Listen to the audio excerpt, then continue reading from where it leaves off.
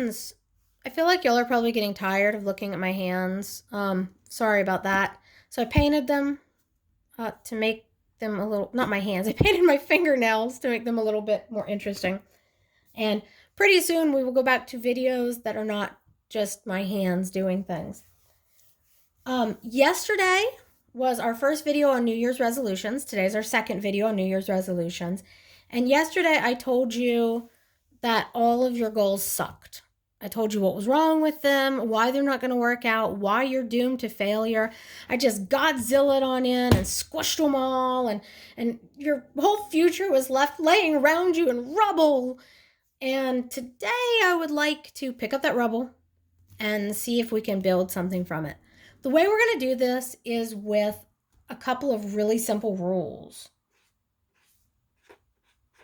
Rules, yay, rules! The first rule we need for making New Year's resolutions or goals in general for your whole life is no more than 10. 10 is the absolute maximum number of goals that you can make today. I don't care how many things you have going on in your life. For this list, your highest possible number is going to be 10. You can do less. You can do 3. You could do 1. You can have 1 goal that you really focus on for the rest of the year. You can have 7, but you can't have 11. No more than 10. Super important. Go with me on this. Trust me, no more than 10. Rule number 2 is 2 or less per area. Or sphere, partition, however you want to think of this. In your life, you have lots of different hats that you wear, different roles, different scopes, different spheres. So you have your home, you have your physical body, you have your relationships, you have your career, you have your hobbies. In any of these sections, you can't have more than 2 goals for that section. I'll show you my list in a few minutes and you will see what I mean by this, but no more than 2 goals per area of your life. Rule number 3, small. You need to pick the smallest possible significant goal you can.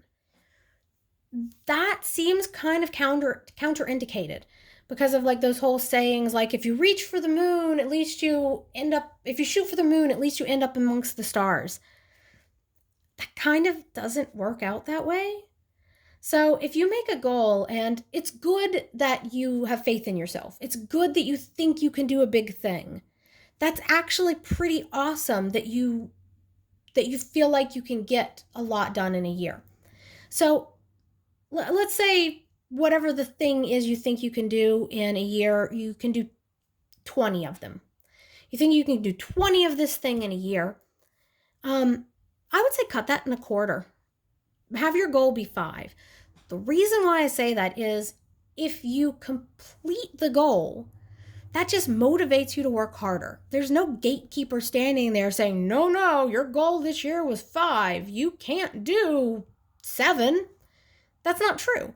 So you can do the small goal. You can get that accomplishment. You can feel good about it. And then if you have time before the end of the year, you can finish. But if you make a goal that's too big, you're going to be sad when 2 or 3 months in, you realize you can't complete that goal. And knowing that you're not going to finish the goal is going to be really disheartening. So always start small. And my last rule, and this is an optional rule, so, maybe do it, maybe not. I like to pretend I'm writing from the perspective of future me. That's a little confusing. The tense is a little confusing there. Sorry. So I'm pretending it's December 31st, 2020, and I'm looking back at the year. I'm looking at the things I've done. So I use things like I am, ... I have, I did. I read. So I'm writing it as if these things have already happened. There's a reason for that, and that is pretend you found a magic lamp. I have props today. This is getting so high budget. You have a magic lamp, and you rub the magic lamp, and from the magic lamp comes a very small genie. This is actually Peridot from Steven Universe, but right now she's a very small genie. So this very small genie shows up to you today, right now, and says, I will grant you 10 very tiny wishes to make your life better. And you get to ask her for 10 little things. If you could do that right now, if you could have a tiny bit more money than you have right now, if you could be a tiny bit more, however, physically, whatever you want to be, if you could have slightly lower cholesterol, if you could have slightly more of whatever it is you like to create done, you would do it. And so you are this is you. You are this tiny genie, but you are coming from the future right now. You are coming from December 31st, 2020, and you are asking yourself, please tell me your 10 tiny wishes, and your wish is my command. So that's what we're doing today. We're finding these tiny wishes. So these are the rules, and I'm going to show you my list. I did it today. I've actually been working on this since about the 1st. I actually started thinking about it before we hit New Year's, but I've actually been working on it and figuring out what I wanted since the beginning, and today I'm ready to show it to you. Yes, I see that this is very, very messy because I like a lot of interesting stuff on here. Okay, there we go. Let's make that where you can see it. These are the goals I have made. I made exactly 10 goals to push that envelope to get everything on here. And I broke it into several different realms, arenas, whatever. And I'm going to just read through these and explain to you why I did them. And maybe you can do something similar. No, Ninja, they don't care what your goals are. Okay, physical. I will weigh 135 pounds. I don't want you to take this as any sort of fat hate or body shaming or anything. You don't have to lose weight. Bro, don't lose weight. If that's not something you want to do, don't lose weight. This is something that I want to do to make my leg better. I broke my leg a couple years ago, and it hurts a lot some days. And I found that the less weight I have on it, the less it hurts. When you have a major break like that, it's a thing. And also, I'm vain. I'm not saying you should be vain. I'm saying I'm vain, and I want to weigh 135 pounds. Important thing to know about this is today I weigh 142 pounds. My goal for this entire year, for the next 360 days, is to lose 7 pounds. That's it. 7 pounds. If the little genie showed up to me today and said, hey, would you like to be 7 pounds thinner? I'd be like, yes, I would. So that's what I'm doing. My next one down is personal. This is me for my own personal growth, for my own enjoyment. I'm going to have read 24 fiction books. I say books, not novels, because I like to read short story collections. And I count those as books. Crafts. I will have finished my Hexie Puff quilt. I'm going to see if I can grab this quick, because I brought it in here to show you, but then I forgot to take it out. This is my Hexie Puffs. It's a quilt that I'm making by knitting these little things and sewing them together. It's freaking adorable. It's adorable, y'all. I started this, oh golly, I don't even know how many years ago I started this. And then I put it away. I stopped working on it. I've only made about 30 of these little, each of these little things. I have 30 of them. They're not all sewn together, but I have about 30 of them made. And I need about 300. So that's going to take me a while. That'll take me the rest of the year. That one I probably should have made a slightly smaller goal. Writing. I have written and submitted 12 new stories. That's one story a month. I've written stories before in 2 days. So I'm giving myself 30 days to do something that I know I have the possibility to do in 2 days. So I'm hoping that means I'll actually do it. I've had a lot of blocks on my writing, and I've been working more in, other areas of the fiction world, but I want to start doing more writing. This past year, I only wrote like 5 stories. So 12 is definitely a step up. I have written and published 2 cozy mysteries. They're actually almost completely written. The first one is like 80% done. The second one's like 60% done. I could actually finish that pretty easily, so I should go ahead and do it and publish those. I'm going to probably self-publish. Voice acting. I have finished 10 paid projects. I'm already on contract to do 2. I have another one that I know I'm going to be doing. So that's not a whole lot of hustle that I have to do to get the rest of this taken care of. Move this up. Professional development. I have read Fantasy Fiction Formula. I bought this awesome book about a year ago, and I have not read it. Everybody says it's great. Everybody says I should read it. I haven't, and I really want to, but it's a pretty hefty book, and it has lots of exercises, lots of things to do. So I figure if I started this, it would take me at least 2 months to really finish it, because I do things meticulously. I guess y'all probably know that. So I want to read this book this year. I have other books I want to read on the craft of writing, but that's the one I'm putting down as my to-do list. Next one is I have attended or completed 6 seminars or master classes, and I already am signed up for 3 in-person seminars, and so I definitely think I can do that. Mental health. Mental health is important. That's why I have this one on here.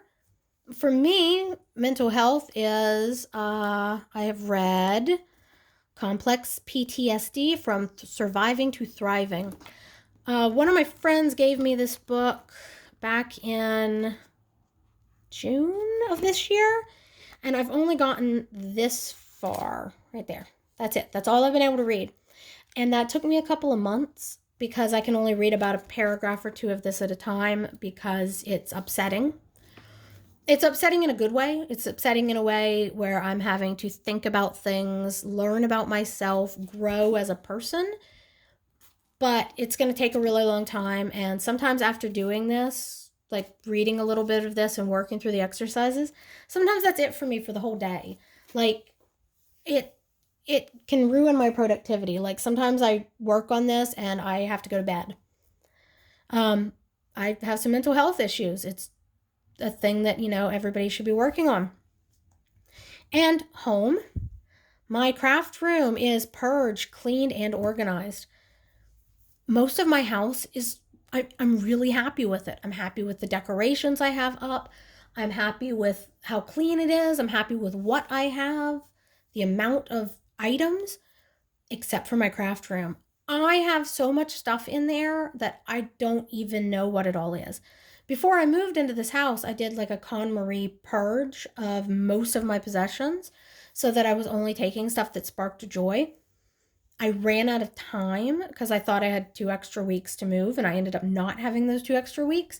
So I didn't get to clean and purge my craft room before I moved.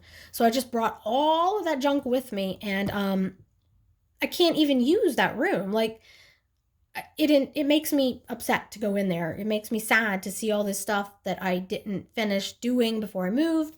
So that's my big goal this year, is to get all my craft supplies, get rid of probably 50% of it. About 50% of it I'm going to donate or give to friends, and the rest I'm going to make it work so that I can start doing my crafts again.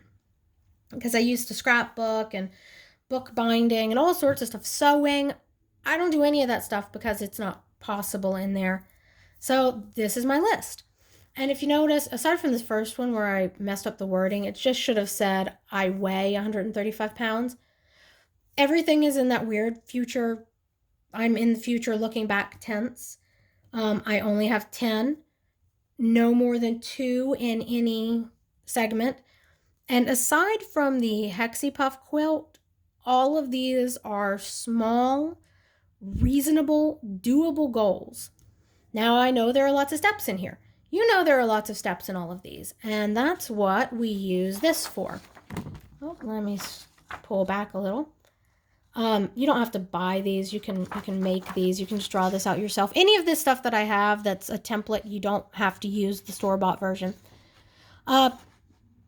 This is a project tracker. I could put all of them on one page. I could do them each separately. Some of them you don't need a project tracker for, like read 24 books. You just need a list of 24 books. But some of this stuff, like writing the stories, maybe working on cleaning the craft room, I'm going to make one of these for. I might share those with you. I might not. Depends on how interesting it is. But there's my list. And over here are the rules. Very simple rules. Go ahead, give this a try. Let me know what you come up with and if you want to talk about it. Oh, wait, there should be one more rule. Rule number 5. Second opinion. Did I spell that word right? I have dysgraphia, by the way, and I can't spell. It's a learning disability. I used to be really ashamed of it. Now I'm not. So if that word's spelled wrong, get over it. You know what I mean, right? Second opinion. Ask somebody to look this over. Ask somebody for their advice if they think it's possible. Don't ask somebody who's mean to you. You know who I'm talking about. You know you have some toxic people in your life who are going to make you feel bad about doing this. Don't ask those people. Ask your supportive friend. Ask your supportive parent if you have one of those. Ask your therapist. If you're in therapy, a lot of times your therapists love if you bring in this kind of thing. Get a second opinion and make sure that all this stuff makes sense. Yeah, Ninja, you were my second opinion. She signed off on it, so we're good. So, tell me your 10 little wishes and I will make them come true. That's all for today, and I will maybe do something to show you my face tomorrow.